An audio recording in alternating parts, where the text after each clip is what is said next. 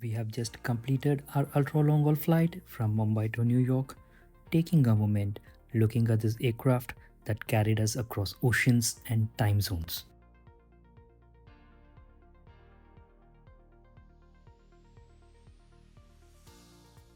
There's a pride, relief, and little bit of quiet awe in that moment.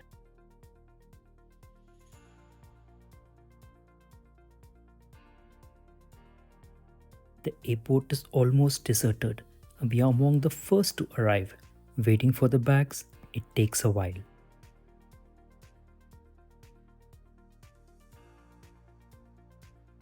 And this time gives you space to breathe, reflect. The other side of long flight, not the action, but the waiting.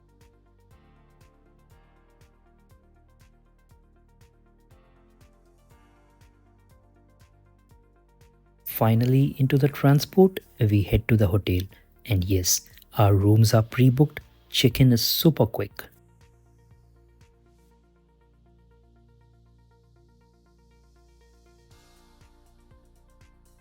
Layovers for airline crews are generally scheduled, reserved ahead of time. It's not luck, it's planning.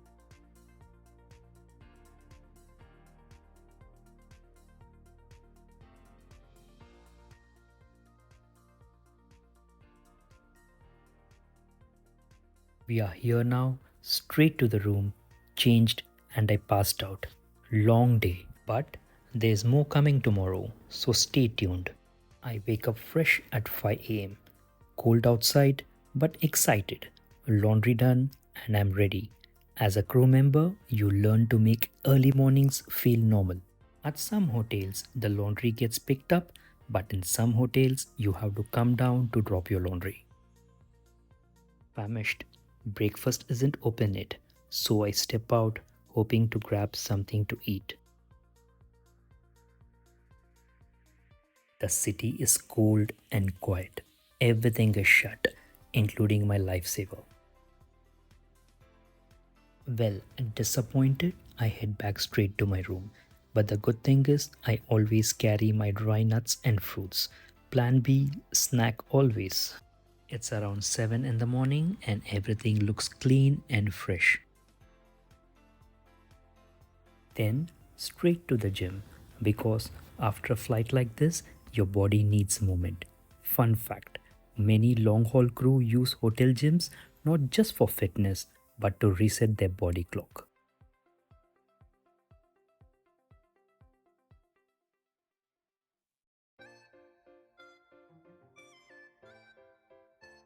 Post workout, I headed down straight to have my breakfast and I realized I was the first person to check in. The spread was reasonably good but not as lavish as Indian buffets, and it was typical classic American.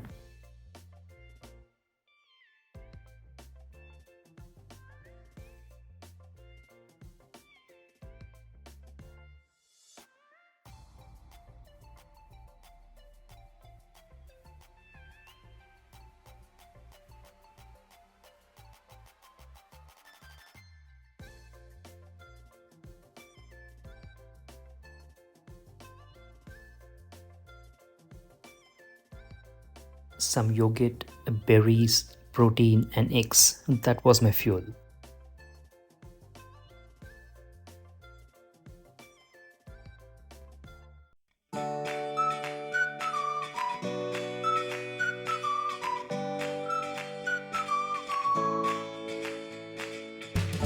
Then, off to explore the New York City. Bright, sunny, cold air, city waking up. Skyscrapers, food carts, people in their own world. I have been here many times, but it never gets old.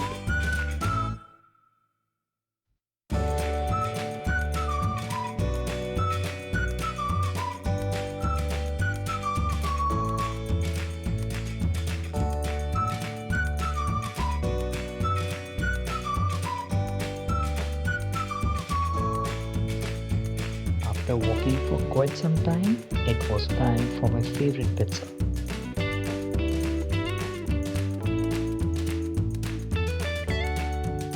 Though I'm not a foodie nor am I into junk food, This is something which I cannot afford to miss whenever I visit this city.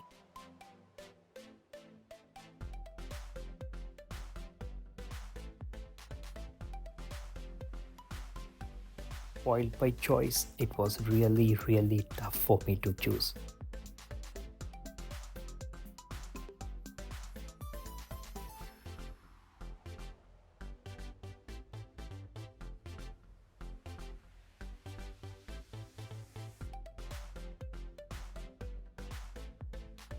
Nothing heavy, just one slice of pizza to satisfy my craving. Happy and fully contented, I started walking again towards Ground Zero as I was enjoying the fresh air of New York City. And this is the Oculus, the Eye, Santiago Clavatrava's masterpiece at Ground Zero. This used to be Hotel Hilton Millennium, where we used to stay before. Well, coming back to the Oculus, its massive, dinosaur-like exterior, inside, delicate, airy, almost playful despite its weight. It's a symbol of hope from ashes to architecture. Right in front of World Trade Center, this masterpiece renders one speechless. Walking in, you could actually feel the energy of the city's spread. For the most expensive train station, disapprovals and enthusiasm are evenly balanced. It is located in the same spot where America has proven to be the most vulnerable in its recent history. It's a symbol for hope, for resurrection, like a phoenix from the ashes.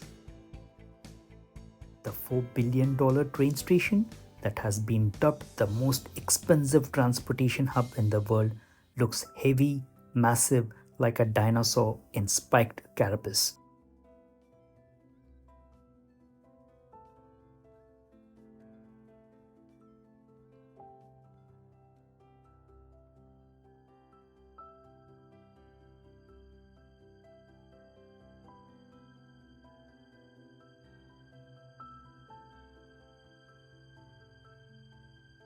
My next stop was Times Square.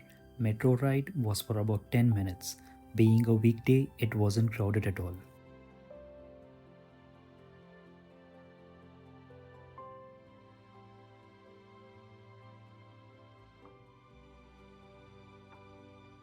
Times Square isn't just a place, it's an energy field. The moment you step out of the metro and take your first look around, the city hits you with a rush. Giant screens glowing brighter than the sun, hundreds of faces moving in every direction, yet everybody completely lost in their own world.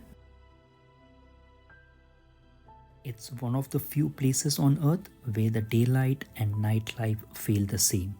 The lights don't dim, the pace doesn't slow, the buzz never stops, and even if you're jet lagged, Times Square somehow wakes you up.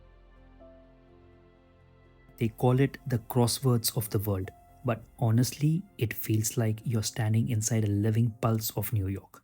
Loud, unapologetic, overstimulating, and unforgettable.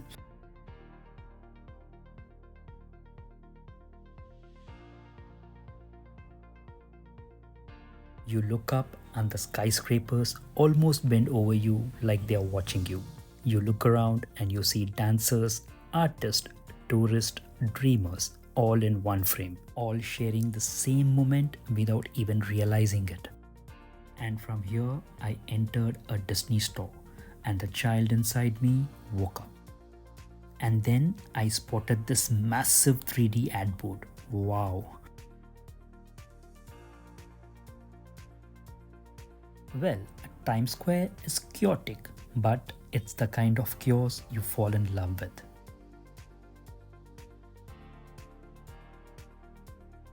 Times Square is that one place where you don't even need a map. Your eyes guide you. Every corner pulls you in with a different vibe.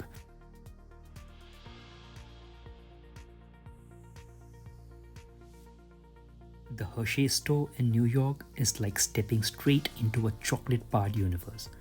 The moment you walk in, you're hit with that warm, sweet aroma. And trust me, after a long day of walking around New York, it feels like heaven breathing on your face. And every corner of this place is bursting with color. Giant candy displays, custom chocolate bars, merchandise, soft toys, and flavors you won't find anywhere else. It's not just a shop, it's a full blown experience.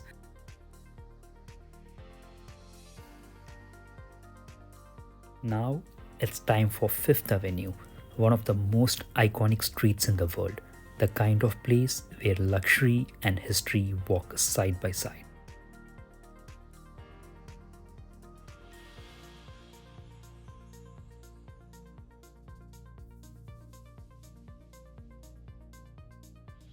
The moment you step onto Fifth Avenue, you feel the shift. The energy becomes sharper, cleaner, almost classy in its own way. Skyscrapers towering above, glass storefronts glimmering, and every brand you can think of, right there, lined up like a fashion runway.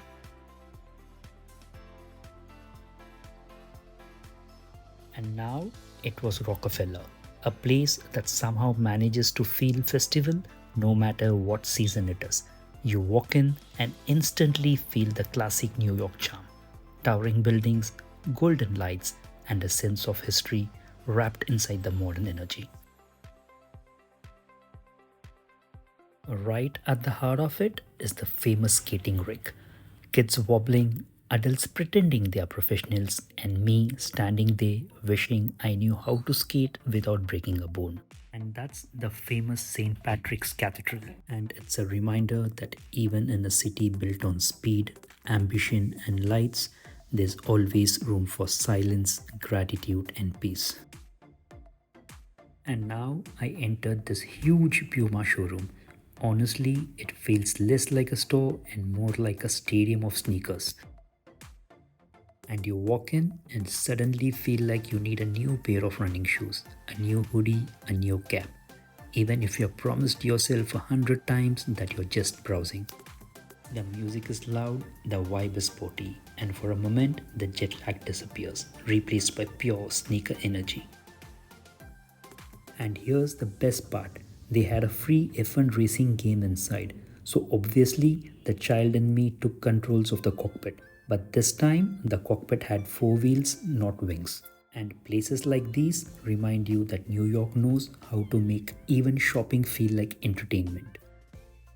Next stop, a quick look inside Best Buy, and you already know what that means. Gadgets, gadgets, and more gadgets. For someone who travels as much as we do, technology becomes a part of our lifestyle. So a store like this feels less like shopping and more like a playground. And then I started strolling again. No destination, no hurry, just me and the city. Sometimes the best part of the layover is in the tourist spots. It's these quiet moments of just walking, observing, and absorbing.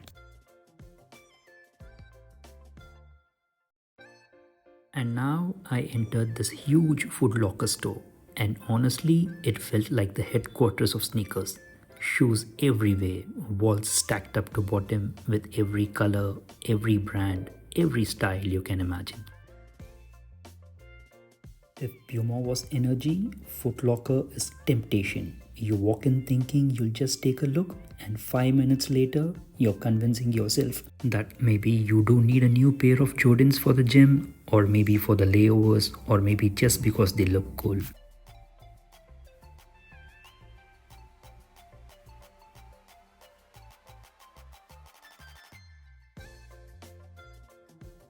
And now the jet lag finally started catching up with me.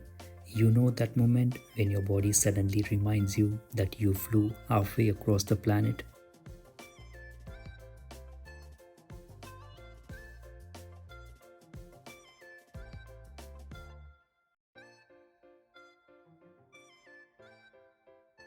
Before heading back to the hotel, I stopped by Chipotle and picked up a bowl for dinner. Nothing fancy, just good food to end a long, beautiful, exhausting day in New York. And that's how day one in New York comes to an end for me. So I'm going to sign off for tonight, rest, recharge, and get ready for an even bigger day two, with more places to see, more stories to share, and more of New York waiting to be explored. Like, comment, share, subscribe, and hype. You can follow me on Facebook, Instagram, and X. I'll see you all in the next one. Bye bye.